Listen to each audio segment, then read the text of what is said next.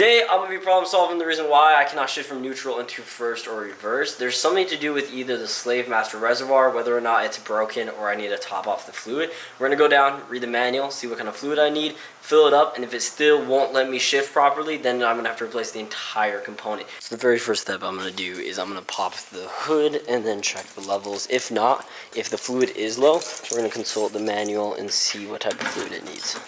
This little guy in the corner is the one that we're looking for. So I don't see any fluid in there. It is blackened quite a bit, so there might be. We're going to unscrew this cap and see.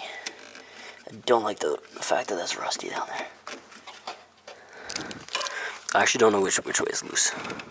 Okay, so the forum pages were right. I discovered the issue. I took off the top, and if you notice, there's like a min and a max that it's supposed to be filled to, and it's much lower than that and barely has any fluid in there. So we're gonna go read what kind of fluid this needs. It's technically brake fluid. I'm gonna be filling this up, and then hopefully the car lets me shift.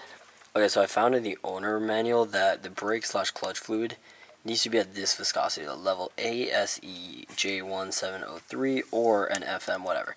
So I'll bring this to either Napa or AutoZone. I'll get the right brake/clutch fluid. If you guys didn't know, I didn't know this until today that brake and clutch fluid is the exact same fluid. I didn't know this. It makes sense.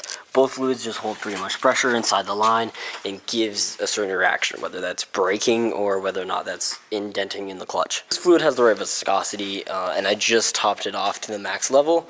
The real test is going to be when I try to start this up, if I can actually shift it when it's in motion or not. Let me quickly grab my keys. I'm going to try to pump the clutch a little bit.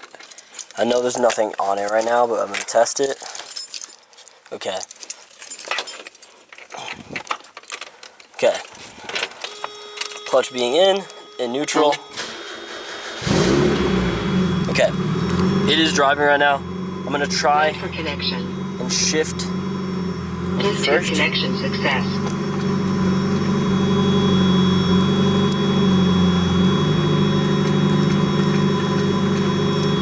Okay, so this thing does have a lot of rust, and there's some liquid buildup right there, so I have a feeling with everything I'm seeing that the actual whole cylinder is bad. I'm going to do more research and figure out exactly why this is not working, but it still will not let me shift.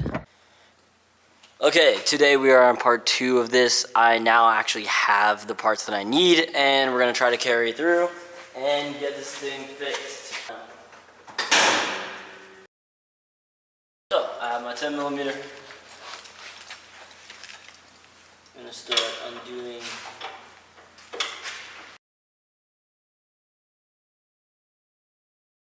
If we're just looking at it itself, insanely rusty. This is going to be one of the issues, is probably this, but this is also showing a lot of signs of leakage, and it wasn't able to hold. Like last time we left, we overfilled this and it's somehow already under the max load. So instead, this is one portion, but we're also going to replace the actual slave cylinder itself, which is going to be underneath the other side tire. So I'm going to jack up the car, then go underneath that tire over there.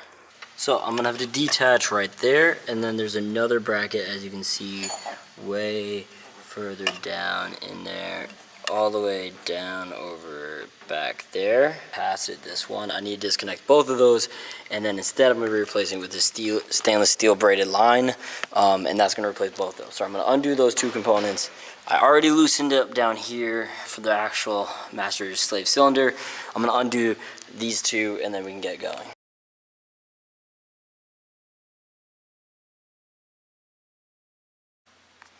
I have now taken out the master slave cylinder at the very bottom of the car and the wiring. I'm now going to quickly run down my stainless steel line, and so that we can re-hook back up our brand new slave cylinder.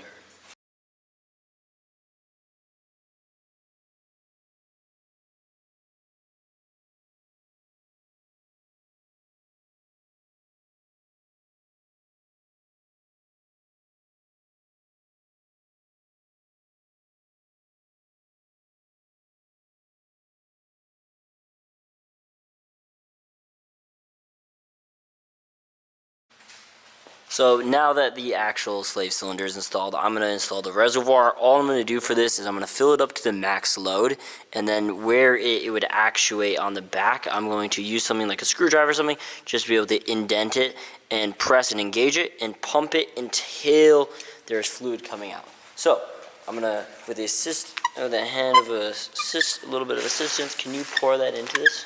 So now that it is a little overly full, but that's okay.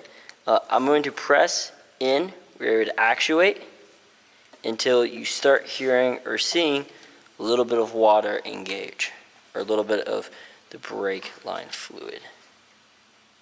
Press it down. Don't hear any yet. There you go. You start hearing it a little bit. See that?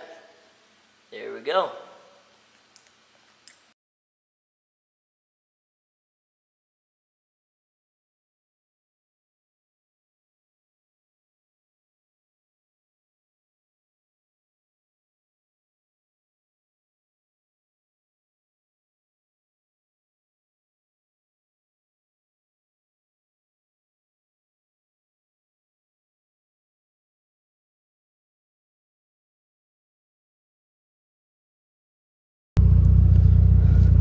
The car now finally actually wants to drive and allows me to shift from first to second, and it feels so responsive. I've never felt a car this responsive.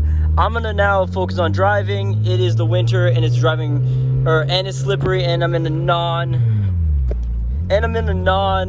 traction controlled car. I'm gonna drive back home, but I just wanted to go for a test drive. It feels incredible. I'm so happy.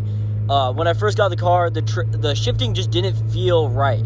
It felt very race car and it felt very hard and not natural. Now that I did this, it feels back to original.